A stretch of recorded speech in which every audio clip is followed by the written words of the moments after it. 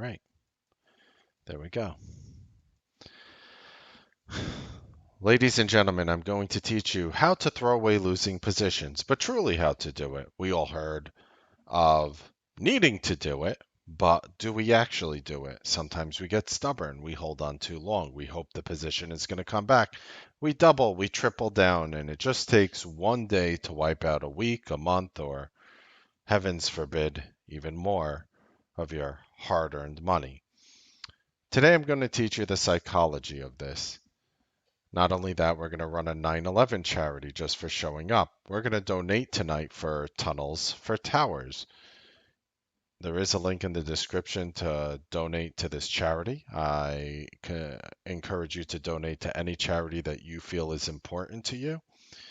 But I will tell you, just for showing up and being here at the moment in which I begin this charity, I will be giving a dollar amount for every single person watching this video, including the hundreds and hundreds of people that will be in the T3 live room, on top of YouTube, on top of Facebook. So everyone in YouTube, Facebook, and the hundreds of people right now in the T3 live room, on top of my donation, I will be giving a dollar amount per person for every single person inside this room. So we're going to start out with the education. I'm going to show it to you.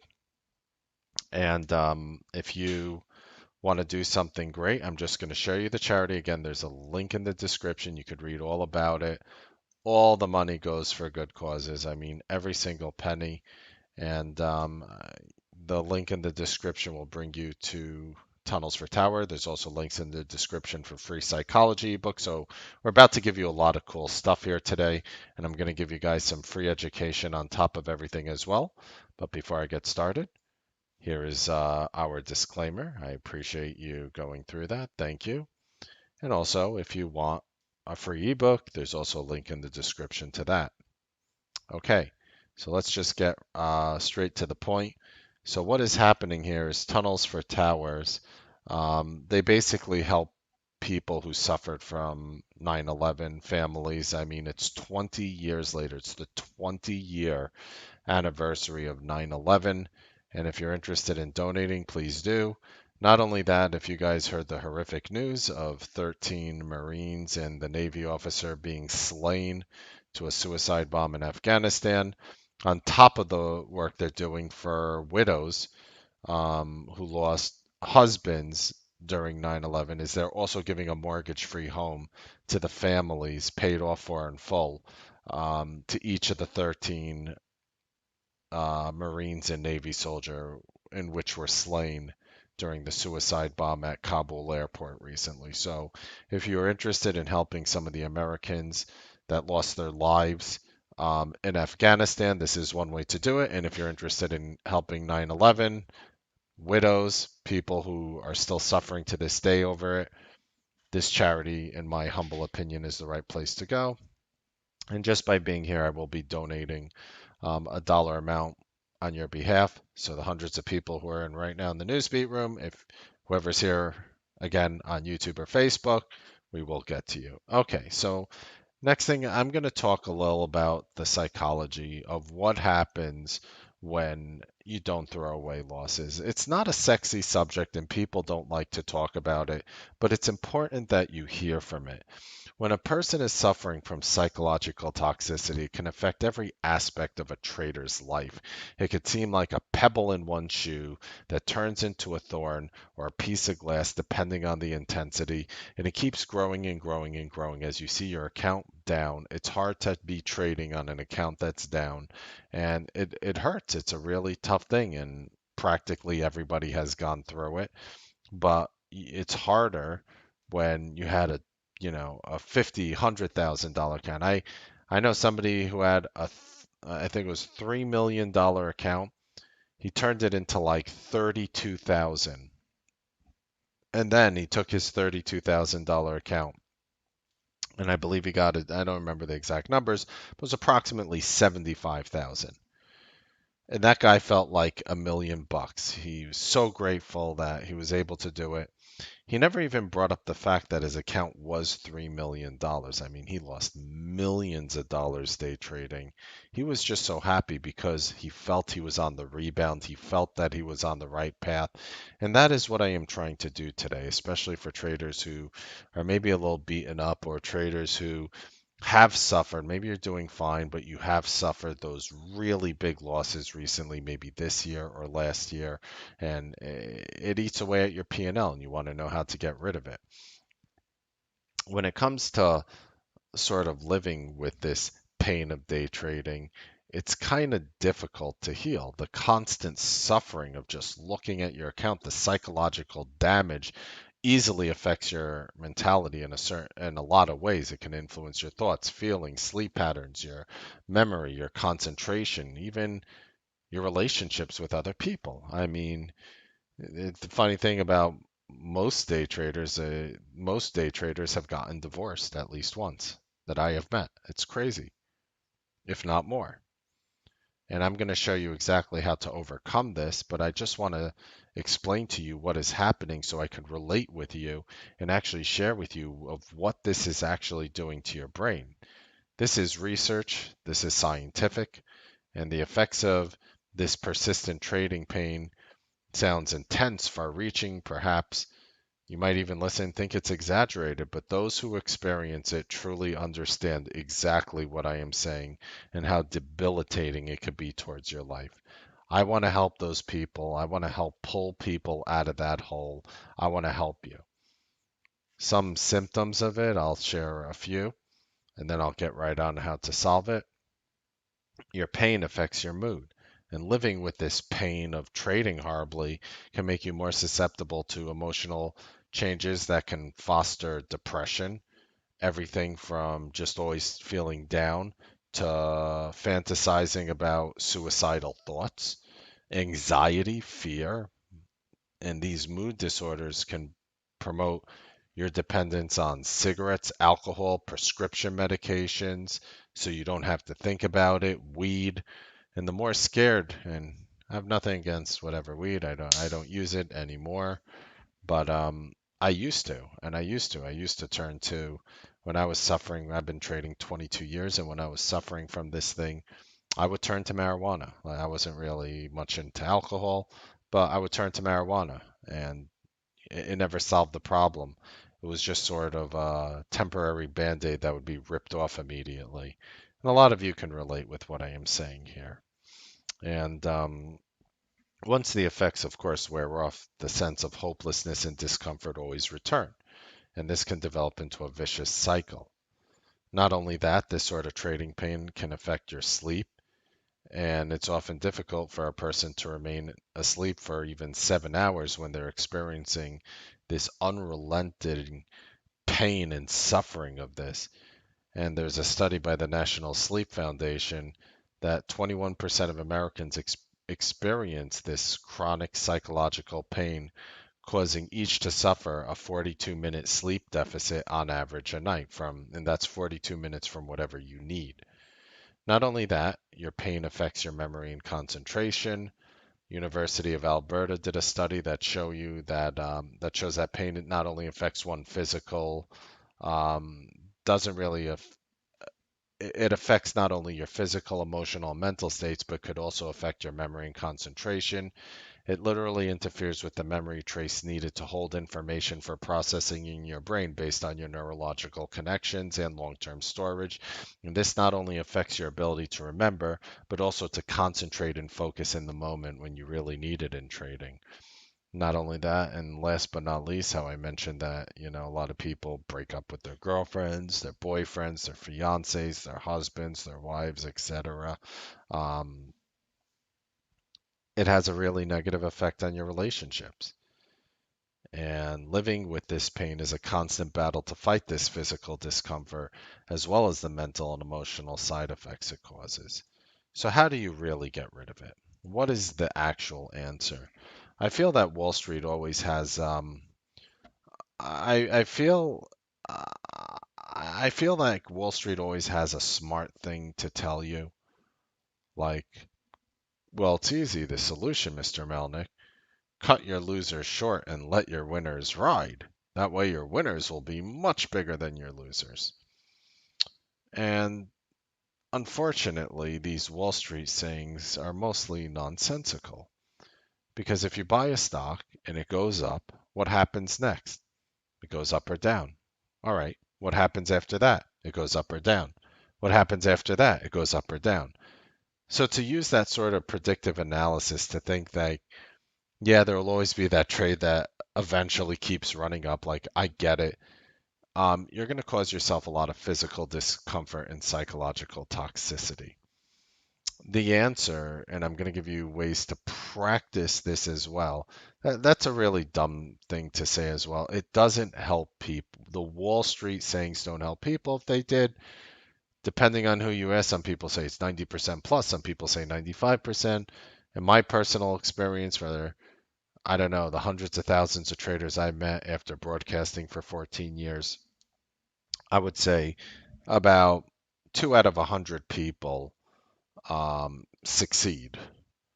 Unfortunately, when they say, oh, 90% lose and 10% make money, I don't really consider people who made $3,000 in a year or $5,000 in a year. I don't consider that person making money unless he lives in like a third world country where $3,000 allows him to live like a king, where the average monthly income is 50 bucks. You live in any first world country, I don't consider that. I consider them on the right path. Maybe if they're, consistently making money to get there, but those aren't really the real successful traders are 2 in 100, in my experience. So if we have all this information, all these things, why are people failing? It's because nobody talks about the things that I'm doing. Nobody talks about the things that I'm doing. Somebody was kind enough to keep the stats of the Newsbeat Live members and how we actually perform. It's actually hard to see some of these letters here, the numbers rather, but I just want to zoom in and it's just hard to see.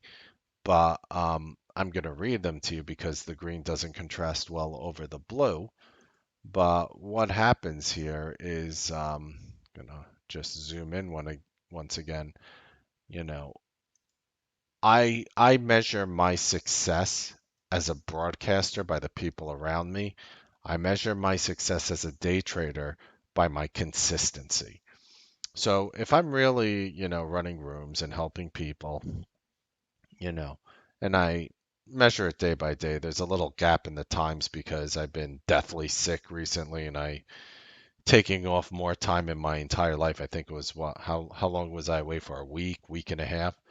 'Cause I had almost a death-defying stunt where I dodged death. But you could see very clearly between success and failure that the majority of us are what I consider successful inside this service. And in an industry where 90% of plus failed, 98, 95, whoever you ask, depends on who you ask, how are we achieving these numbers? Well, I'm going to teach you. If you ask people, what percentage of trading do you think, and I'll ask you, what percentage of trading do you think is based on psychology right now? And you know what? We could hold a poll. Like if I asked you right now, what percentage of trading is psychology? On average, most of you guys will give an answer between 70 and 99, meaning that the vast majority of you think it's beyond charts and beyond technical analysis, yet that's all we teach. That's all we teach. Why is that? Why don't we focus on the psychology to actually turn large groups of traders successful? And I'll tell you why. Because most people don't want to hear it. Most people want to be told that here's the list of stocks I like. You can buy something here. You could stop out here. You could take your profit here. You could write it up here. This is my hottest new name of the day, week, month, year. And you want to jump in. And it's easy. You're looking for very low hanging fruit. When in reality, most of these gurus are liars. Most of them are shady and not in terms of a big day they'll show you because they don't show you the bad. They only show you the good. Yet the majority, practically, if you round up to the nearest 10%, 100% of every trading community fails. Any large trading community, let's call it 100 or more people. 100% of them are failures. If you round up to the nearest 10, every single person there fails. Why is that? So I'm going to show you how to actually not take these big losses. I think these people fail. One of the reasons is they're taking very large losses, and I want to teach you how to avoid it. Okay. Your brain can only suffer so many things. You have to think of yourself as a trader as sort of how much mental capacity you have and how much psychological fortitude you have. If you have a trading account that's down and you've been hemorrhaging money recently, which is the majority of traders on the planet, so don't feel like you're special, quite the opposite. You are not special, you are very common, unfortunately, but that's why I want to pull you out. If you are like most traders here on the planet, um, you don't have the mental capacity to sit there and watch a position all day. What's going to happen to you is your mental, your literally your physical, mental fortitude, it's going to drop. You only have like, you have to think of it like a gas tank. People who are positive, their gas tank is usually full. If you're up money and you're consistently profitable, you're walking in every morning with a full gas tank. People who are down money, they're running on like, reserve fuel. You ever drive your car and it's like you're driving on reserve gas and you have to fill up your car? Happens to me sometimes, rarely now, but like, damn, it does happen. Like, you didn't even think to look at your gas. You see, it's like, it warns you, it's like, warning, you're driving on reserve. You ever see that? You're driving on very few gallons of gas right now. But I will tell you, there is a benefit to that if you know how to handle your situation correctly. So the first thing is the most important thing. So again, I'm showing you these success numbers not to boast because the truth is, and yes, by the way, we're performing very similarly this month as well. The gentleman did not share the most recent screenshot with me. Well, actually, wait, it goes to August 27th, so it's not exactly old at all, considering where, it's like from 2 weeks ago. We're still performing well, obviously. I'm not saying this to boast or brag. I am saying this. What I'm trying to answer you is how? How was it done? The biggest trick for success, and listen to me carefully, the biggest trick for trading success, if I had to choose one thing, is you should always be up money relatively immediately after you buy a position. If you buy us, I don't care if it's an option, I don't care, whatever it is. If you buy something, you should be up money relatively immediately. It could be within a second, 2 seconds, 5 seconds, 10 seconds. But I'm not talking a minute or 2 minutes or 3 minutes, just so we're clear. I don't want to be vague with anything I'm saying.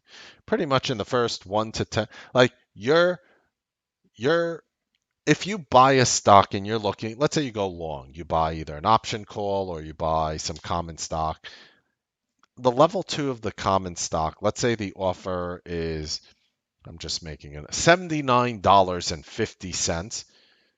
That stock should never see an ask below 79.50. If at worst, maybe 79.45, 79.46. But if that gets worse than that, you need to throw away your position immediately. Now, again, I can't legally tell you what to do. You can do whatever you want. I am trying to show you the strategies and mentalities and the psychology that I have taught a large group of people here, a very large group of people, of how to be successful. And again, it's very clear that 100% of people don't find success here. I'm not saying everyone's successful, but I'm not going to sugarcoat and lie to you and just say, and try to be vague and say, well, not every trader makes money. There are traders who make money, there are traders who lose money, to try to cloak the fact that 90 to 98% of the people fail around me. I'm showing you numbers that are unseen anywhere in the industry.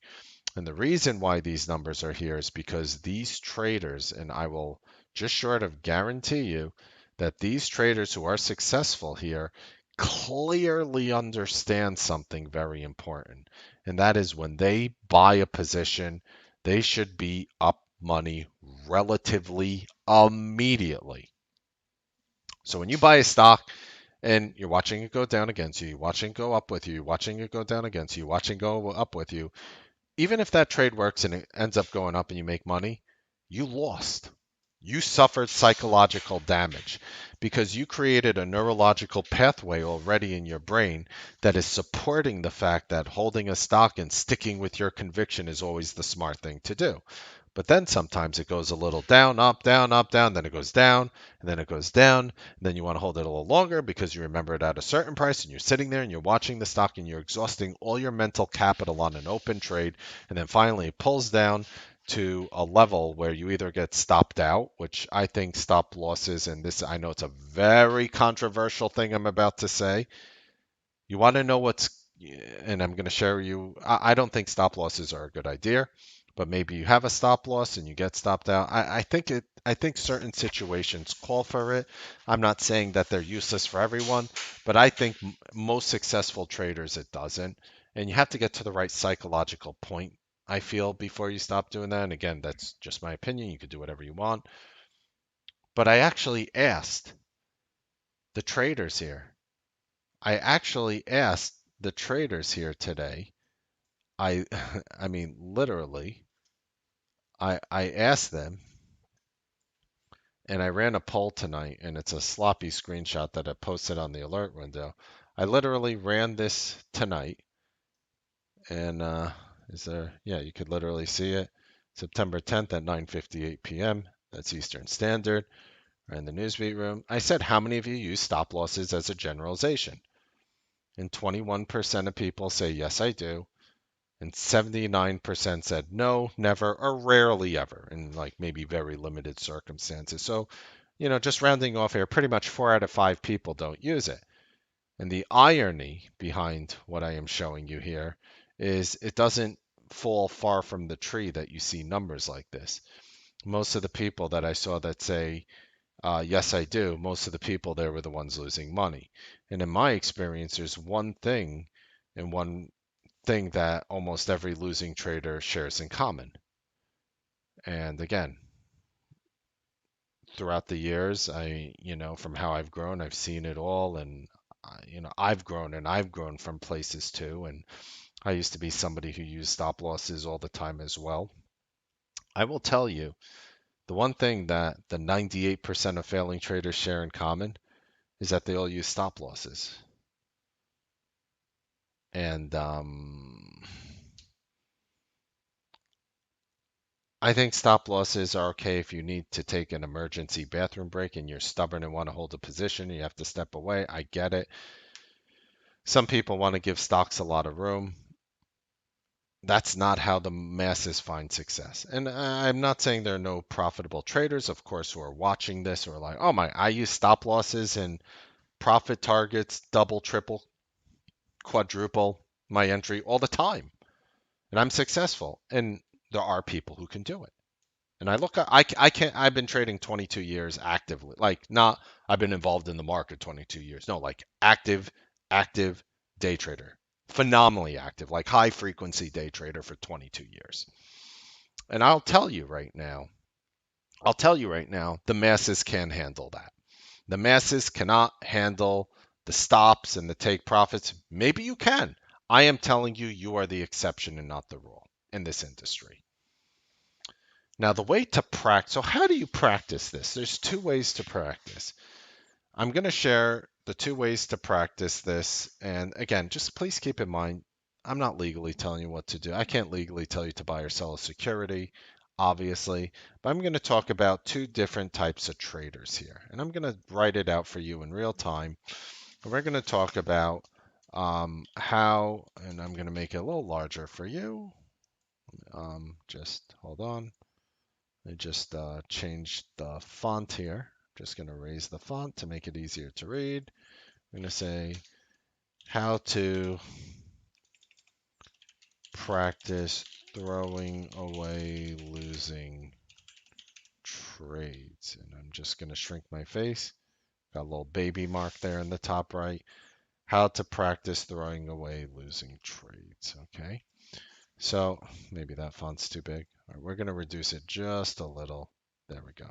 How to practice throwing away losing trades. First, we have traders with sub $25,000 accounts, either in a cash account so they could trade as many options as they want, or I do not understand why people open up sub $25,000 margin accounts. That makes no sense to me, but let's pretend that you have a 25,000 less than $25,000 in a cash account. You're under pretty much PDT. I don't know if cash would put you under PDT, but you have sub. Let me just put it this way. I want to make it easy to understand. You have a sub $25,000 trading account. And the next one will be you have a higher. You have $25,000 or more in a trading account, and I'll show you there's a huge difference here. I understand that there's a lot of people. There's a lot of people inside our room here who came from hundreds or thousands of dollars who've turned it into fortunes, like literally fortunes. But I want to really highlight how to practice throwing away losing trades or positions. And remember, this is just the practice part. The whole point of the practice part is you're not really supposed to make or lose any or a lot of money. Okay. Sub $25,000, you have to do one of two things. You could do one, paper trade one share of stock. I know. I know paper trading doesn't. You might be sitting here and saying, Mark, I've been trading 10 years, I've been 15 years, 5 years I've been losing money. I'm not going to paper trade, Mark. Fine. I get it. I have more solutions for you. I have more solutions. I'm going to share them with you. The point of the paper trade is not to practice your strategy. The point of a paper trade of buying a stock and selling it if it goes against you, you're watching the ask, okay? You're watching the ask. Eyes on the level to ask or offer, the top right. Or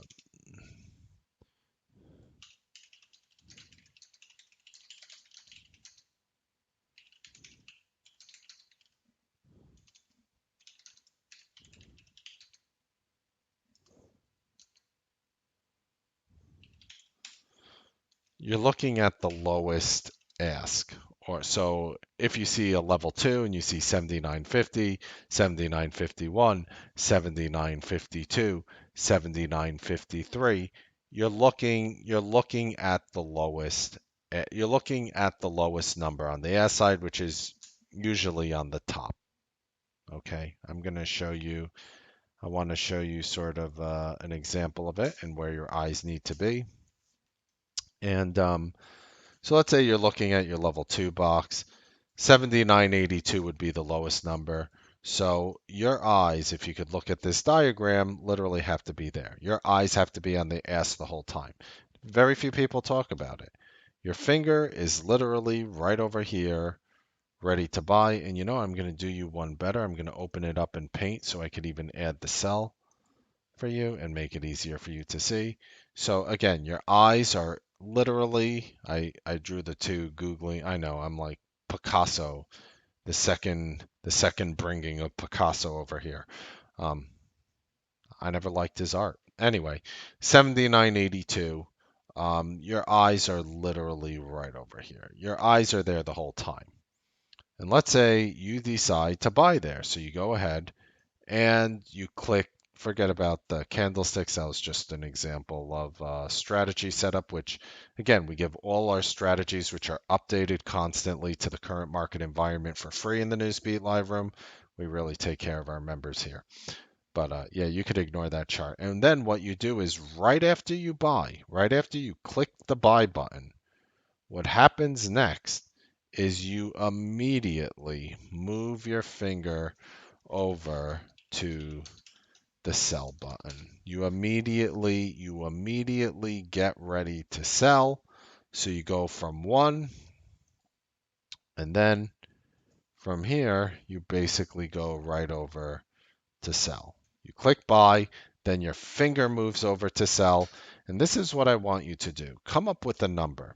Let's say it's 10 cents, 5 cents. Let's even use 5 cents. So you buy it, you bought the stock here on a market, and you're only using market orders, by the way, 100% of the time. This is the caveat here. Using market orders, but Mark, I get better fills when I do limit. You're not getting good price improvement. Most brokers give it to you. You want to T3 offers a light speed. T3 offers um, Sterling and others. Most platforms will give you good price improvement on common stock. I mean, don't use Robinhood or Webull for what I'm showing you because there are no market orders in Robinhood or Webull. So you're using market orders here every time. There's literally zero thinking here with your practice. So you're using market orders every time. And by the way, I'm going to show you how to do this and whatever. Like I'm trying to make it crystal clear. You're buying a stock. I don't care if it's Amazon. I don't care if it's Tesla. I don't care if it's a $5 name. Come up with a number on the S. Let's say it's 5 cents. So what happens is if you, with your weird googly eyes there, if you see this 79.82 S drop to 79.77 or lower than 79.77, let's say it hits 79.76, you immediately sell your position. Immediately. You're out. You're done. Why? Maybe it jumps up to $81, $80.25, 80.50. Maybe. But your entry was not good. But Mark, I was only down 5, 6 cents. But what happens when a stock goes up? It goes up or down after. What happens after a stock goes down? It goes up or down after. What if, after the S went to $79.76, it dropped to 79.68, and then went up to 79.80 again, and you're like, ooh, it's going to break out this time, but then drop back down to 79.70, and then drops to 79.60, and then 50, 40, 30, 20, and before you know it, maybe you need to double down because you saw the stock going up and down and up and down, that when it dropped down, your head is telling you maybe I should double down here because I see it going up. I'll have a better price. It won't need to go up that much for me to break even. And then all of a sudden, out of nowhere, you're in a bad situation. I am trying to show you how to never be in that bad situation ever. I am trying to show you how we took the largest group of traders here that exist in T3 Live and gave them results like this. I am trying to teach you that. This is how we do it. And the strategies I share are based on being up money immediately. You need to do the right strategy to be up money immediately. It's not just randomly taking any stock, buying it in this and that and this and that.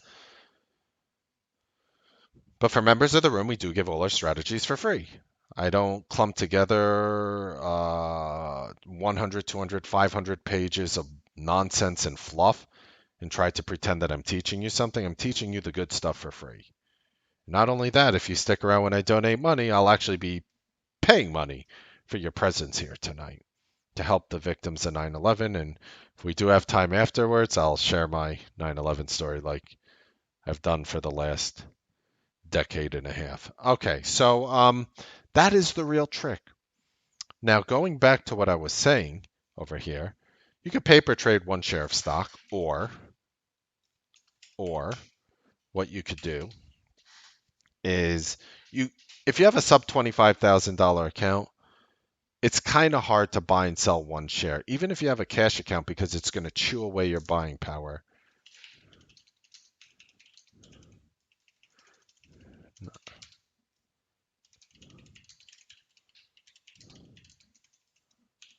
This is this is comes with some caveats here.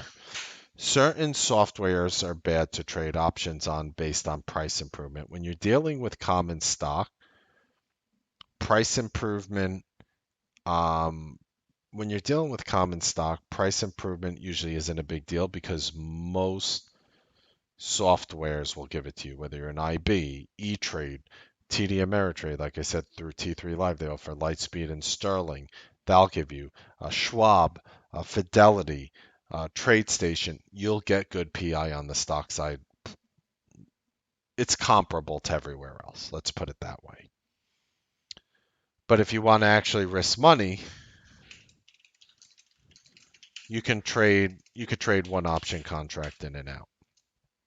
Now I suggest I can I can tell you what to do, but I suggest if you go with the option of number 2, make sure your effing stock can move to justify marketing in and out of an option contract. Certain names that would be justified for me, Tesla, usually the more expensive names, Tesla, Amazon, and you're buying option contracts, so don't get too scared about the price of the option. You generally don't want to go too far out of the money either. So I'm going to pretend you have a $5,000 or a $10,000 account. On a Monday, it's going to be hard to practice this. Remember, the point isn't to make or lose money. The point is the point is to create literally scientifically neurological connections that will naturally disgust you, create a natural psychological aversion is the proper term towards losing trades. And if I could teach your brain to say, ew, I don't like losing trades, you're going to truly be healed as opposed to somebody telling you should throw it away early. Talk is cheap. Do you want to put in the work to actually fix your trading? Do you want to put in the work to see how we achieve groups? Forget about my P&L. I do fine. How do we do group success? How do you help the masses? If I'm if I can help 4 out of 5 of you, what does that say? How many of you are going to put in this work? I don't have the answer to that. You do. But if you paper trade one share of stock, that's the easiest way to do it, to create that neurological connection. And if you do that, and you could do that 1,000 times, you're not making or losing money, right? Buy goes against you, sell. Buy. Now, what happens? And I'm going to take you to the next step. All right. I talked about the worst case scenario, right? You buy, it goes down, you sell out, right? You're not setting a stop loss. You're not setting a take profit level. You buy and you sell out right away. It goes against you. What if it goes up with you? Then I don't care what you do. Then I don't care, because here's how it works when you're up money. If you bought it at 79.82, let's say it goes to 79.90, $80, $80.10, and then it drops down to $80, $79.95. I don't care if you hold, I don't care if you sell or hold there. As long as you're up money, I do not care what you do with your position. I would sell it and start locking in and start having respect for those 10, 15, 20, 25, 30, 35 cent trades. I would start having respect for them because they do add up to big money. It was just literally yesterday that a trader who tiers between 2 and 6 option contracts in Amazon, scalping, really quick trades, really short term trades, made $16,500. You don't need a lot of money to make a lot of money.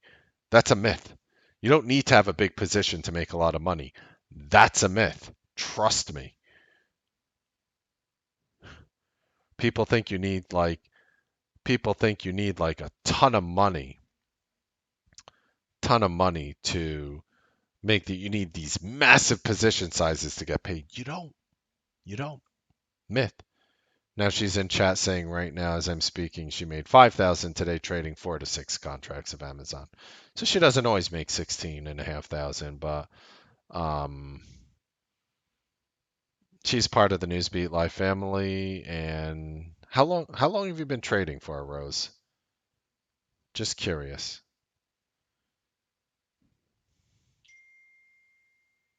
She started trading in this room for 9 months, and she's cleaning it up consistently. 9 months. She's typing it in the chat now in the Newsbeat live room as I speak. 9 months. And you know what? I guarantee you she's doing almost exactly what I am telling you right now. All right, she's sharing more information. She started trading with 35,000. She's now almost at $500,000 in 9 months.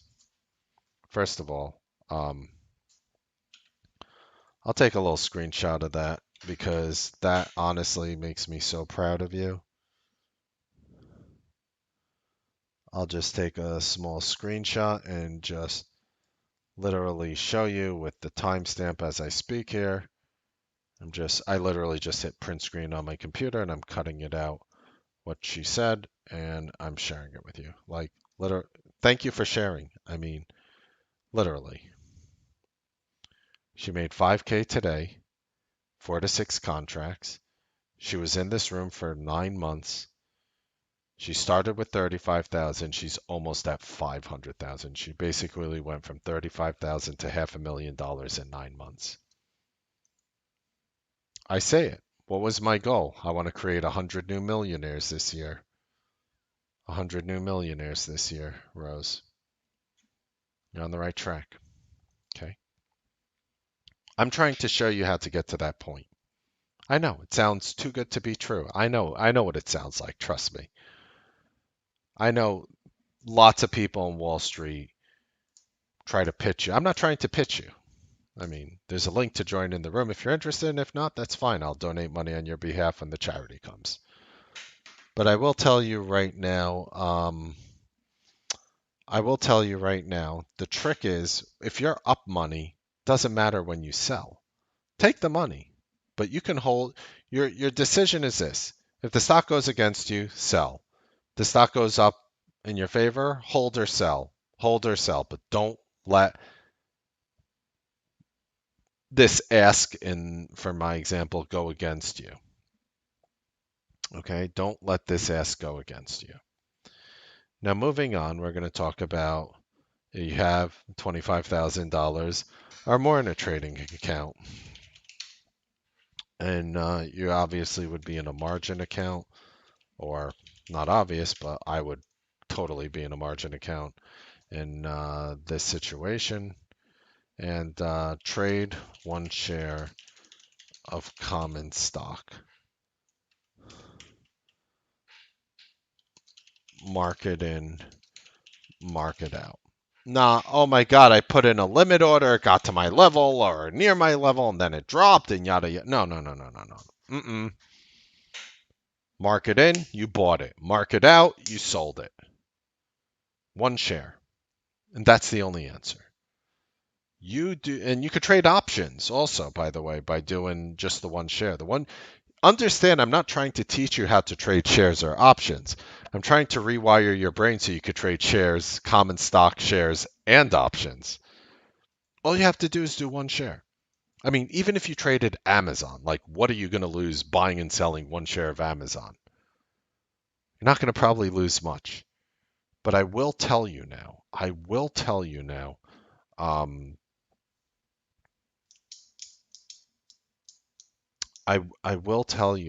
that you have to apply the right strategies. Again, maybe you have a strategy. If you have a strategy that you're up money right away the majority of the time or enough times, you could apply this easily. If you don't have a strategy that way, this is not a full what strategies we do session, and maybe I'll do more in the future. But if you are part of this service, and now it sounds like I'm pitching you, we do share these with you. But even if you're not part of the service and you can't join a service, maybe you're just watching for fun, that's cool. This is how you do it. If you have like a $30,000 account and you want to practice this, do this. Do this pretty much. Let's say you like to trade the morning 9:30 to 10 and then you stick around all day. Your decision fatigue comes in and then you end up giving back all your money. Does that sound familiar? Tear down to 1 share and practice what I'm saying. If you put in that work and you do it for a week, heavens forbid, 2 weeks, you will be on a different plane of reality from the majority of traders out there because you're going to really truly know how to get rid of a losing position. Some people might say, oh, scalping is dead, all the black boxes, all the algorithms. The majority of the people here you see are scalpers. And again, they're making they're making real money, like big boy money, big girl money, maybe big girl money. Now, of course, I might ask Rose, did you enjoy driving a truck in your prior life, or do you enjoy scalping a few contracts of Amazon here and there? I already know the answer. You don't have to answer that because trading, when you could do it like this, is seriously the best. Oh yeah, this job pays better. I know. It's really the best job on the planet. It's the most enjoyable, fun job. We're hanging out. We're finding great news flow. We're finding great technical setups. We're laughing throughout the day. We're having a good time, and we're printing paper. And there's really nothing better than that, really. So that is sort of the way that you could do it. Stick around because I'm going to donate money on your behalf if you stick around. I'm going to count the number of people, and I'm going to go ahead and donate money on behalf of you guys. I will quickly go ahead and do it, and then if you want to stick around, I'm going to donate using PayPal. I'm not going to share with you guys all my information, but at first we're going to do a count of all the people on YouTube and Facebook and in the Newsbeat live room. I'm going to count it out. I'm going to give money on my own behalf, my own donation. Plus, as a bonus for the charity, I'm donating money on every single person's behalf. If you wish to donate, you could Google it, Tunnels for Towers. If you don't want to Google it, it's a link in the description. Um, I'm going to go ahead and donate now. I'm going to do General Foundation. Let's see. People right now. All right. I already counted the people.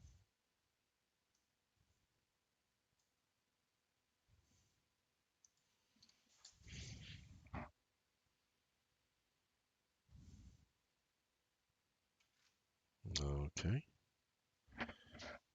Share your mailing address with Tunnels to Towers so they can acknowledge your donation. Ugh.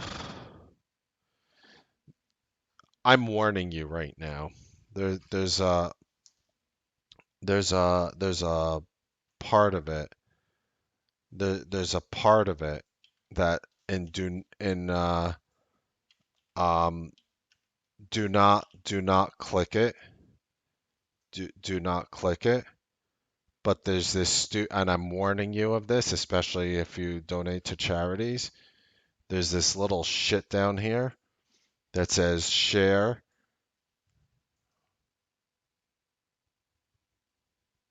Whoa. Huh? Okay. Okay. There's this little shit right here that says share your mailing address with Tunnels to Tower. Do not, do not click that. Whatever you do not click that. It is a mistake. My mail guy effing wants to kill me. I think he's gonna hang out with like a knife. I always like when I step outside, like I give a little left and right. I get so much mail from these charities, and they always send me like magnets and disabled kids and abused, and they send me magnets and stamps, and I got socks from Forgotten Warriors, and they send you all this stuff. I don't want it. Do not make that mistake. Do not make that mistake. I am warning you, do not click let them know my mailing address. I love these foundations and I don't mind helping them.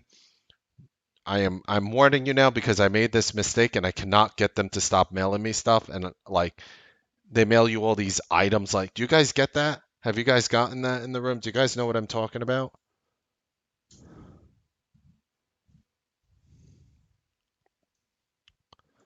Do you guys know what I'm talking about? When you make a donation and they start sending you. Dave is like, hell yes.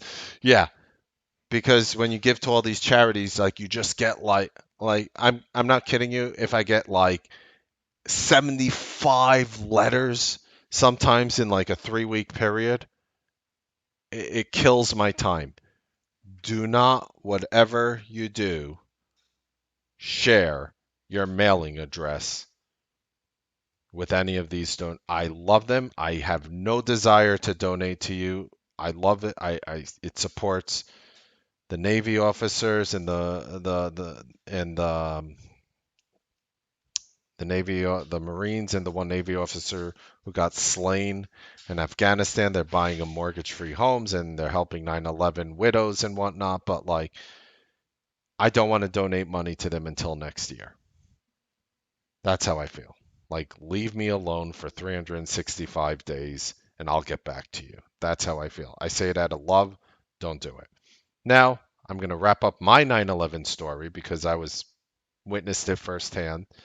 I'll share with you the worst part about it and the best part about it. There's actually something good that happened, believe it or not. There's a silver lining. I was living on 34th and 6th at Herald Towers, in Herald Square in Manhattan, right across from the big Macy's, like diagonal. They have the big skyrise there. I was on the top floor penthouse, and I had these windows, which were, I don't know, 15 feet high, 10 feet long, and it had a ledge where I could climb up and just sit on the ledge and look over the entire city.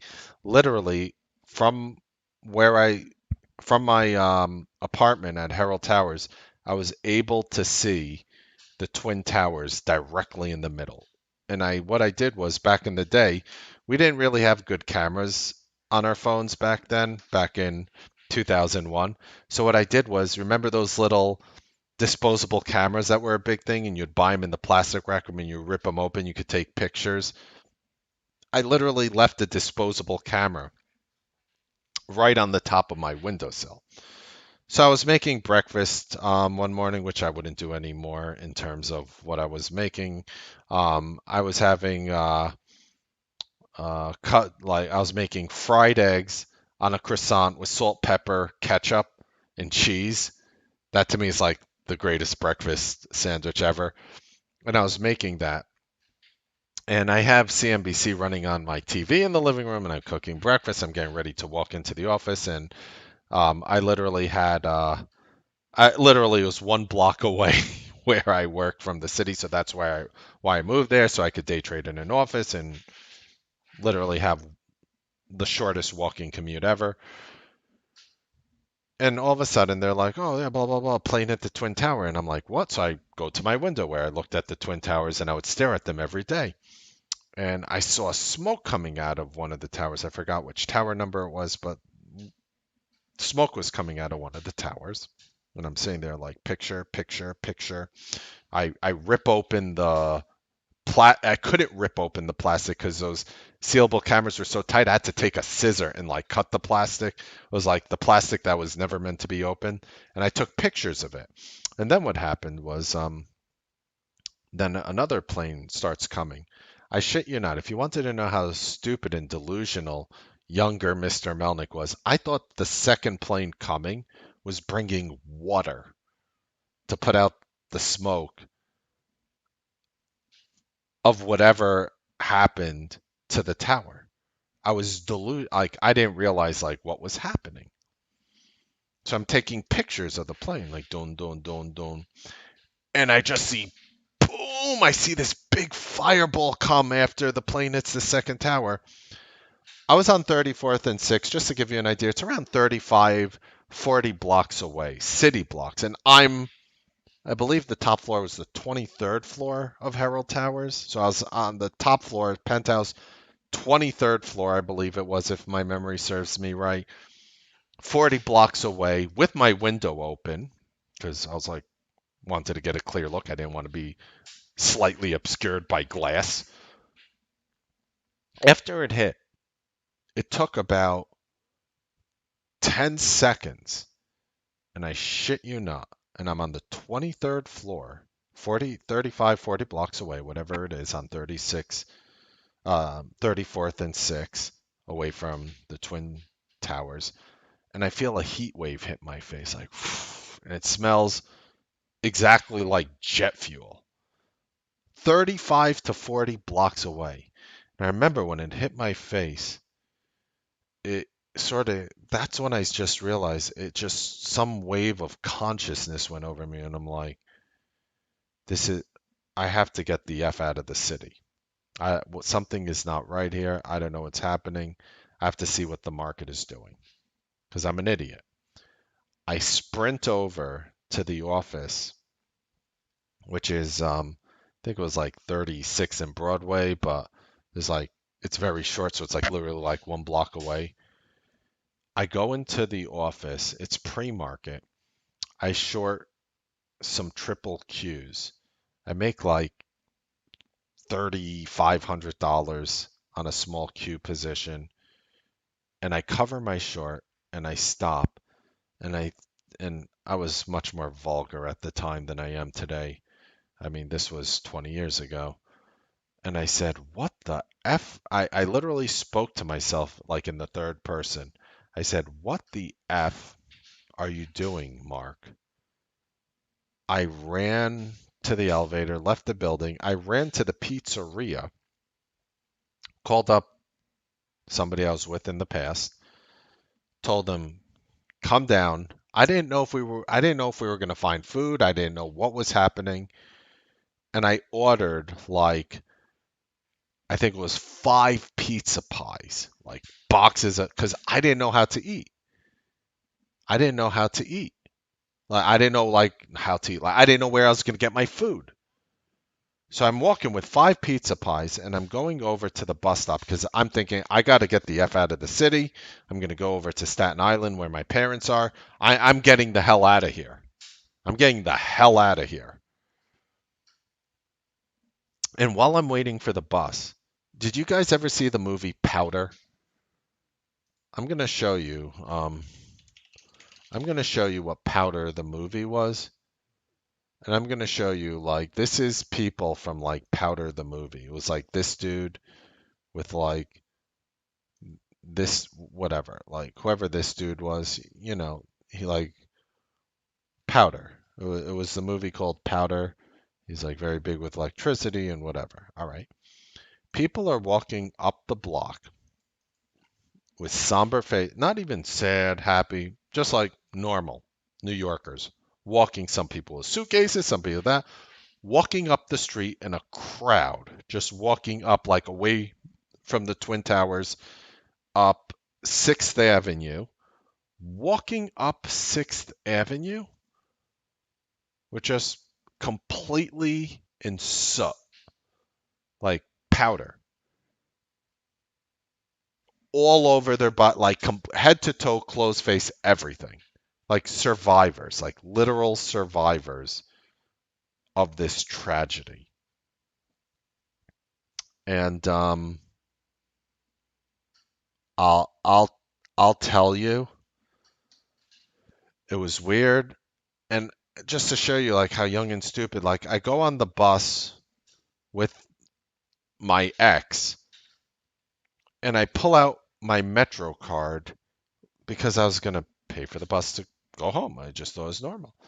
The bus driver looks at me, he's like, "What are you doing? Put that away. Get in. Come on, let's go." Like that. Just like that. We're driving over the bridge out of Manhattan into Staten Island. I have my disposable camera I put in my pocket.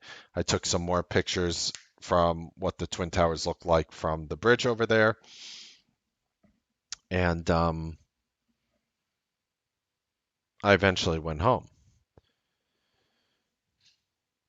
A news station, which I won't repeat, offered me, it was about $150,000 for the photos that I took on that day. I did not sell it. I did not sell them. I did. I wanted to share the pictures, but I did not want to profit from it. Now, I know what some of you are thinking. You could have taken it and given to charity. I wasn't that type of person with that mindset back then. I wasn't thinking I was going to take the money and give it to charity, which in hindsight I would have done if I had that wisdom now. But I didn't want to profit off such a tragic event. Now you might ask, Mark, you mentioned something about a silver lining. Well, I'll tell you, living in today's age in the United States and America, I have never seen more divisiveness in my entire life between people. People are so quick to judge other people who have different beliefs in them, be it political or anything else, and I'm not going to delve into details. But I will tell you, right after 9/11, for about 2, 3 years, there were no white people, there were no Chinese people, there were no Indian people, there were no black people, there were no Spanish people. Everybody was an American, and everybody did not look at each other based on the color of their skin, their religion, their political views, what they decide to do with their own bodies. Nobody looked at anybody. Everyone was an American. We were all of a sudden, after we were attacked that day, everybody was on the same team. And I hate to say it, but that was one of the nicest feelings I've ever felt, to be in a true America where everybody was an American, as opposed to using anything regarding a person's religion or skin color or beliefs or political beliefs. It was the first time I've ever experienced that. And it's a tragic event, which I obviously feel horrible for. But I will tell you one thing right now. I will tell you one thing right now. Everybody watching this can adopt that sort of positivity and lesson that was taught from us. Because I promise you, if anything happened with China or Russia or anybody else tried to attack the United States, God forbid, I guarantee you, you would be looking at the same people who you think are stupid or idiots or this or that or this or that or this word or that word or this word or that word. And you would be looking at them as a friend, as a teammate, as an American. And you would look at that person like that. God forbid, I always say, it's kind of funny. Somebody asked me once, they're like, Mark, what would bring forget about one country like America, what would bring world peace? What would bring world peace, Mark? You know what I told them? An alien invasion. That would bring world peace. That would bring true world peace if we had aliens invade our planet. Because all of a sudden, we would all be on the same team again. And I pray, and I wish, and I want, and I yearn for the day in which everybody can just be an American first, as opposed to a political side of the aisle, a color of your skin, a this, a that, a this, a that. I yearn for the day in which that happens again. Not the tragic part, but the remembering that we're all Americans and we're actually all on the same side. And it's easier to look out, care, love each other than it is to turn each other into pariahs and stuff people into one side of the table and judge somebody with no good reason to. So that is my 9/11 story. That is what I learned from 9/11, and God bless, God bless the widows out there. God bless the widows. God bless the families of every serviceman, everyone who has lost their life defending our country, if you're watching from the United States. God bless all those people, because I guarantee you, if you looked at all the people who died in the past and they saw some of the things happening today, they'd all be rolling in their graves right now. I'm telling you. Love each other, care about each other, help each other. We're not on this world. We have too short of an we have too short of a moment on this planet to have anger towards each other. We don't have enough time for that. Trust me. Don't let anybody make you think or tell you otherwise. Okay? I love you guys immensely. God bless America. God bless all the people who have given their lives on 9/11. And one of the hardest parts, just before I leave on that note, the worst part about 9/11 for me was calling all these people on my phones, not getting an answer, waiting a couple weeks, calling all these people on my phone, not getting an answer, calling a couple weeks, calling all these people on my phone, and then having to delete numbers of people I knew on my cell phone who obviously perished. That was one of the worst parts of 9/11 for me. I love you guys immensely. I hope you guys enjoyed the education. Leave a thumbs up. Let other people find this video and learn something about trading and maybe help a charity or do something good in the world. I love you all. Happy trading, make money. I'll see you guys next time on the Newsbeat live trading broadcast.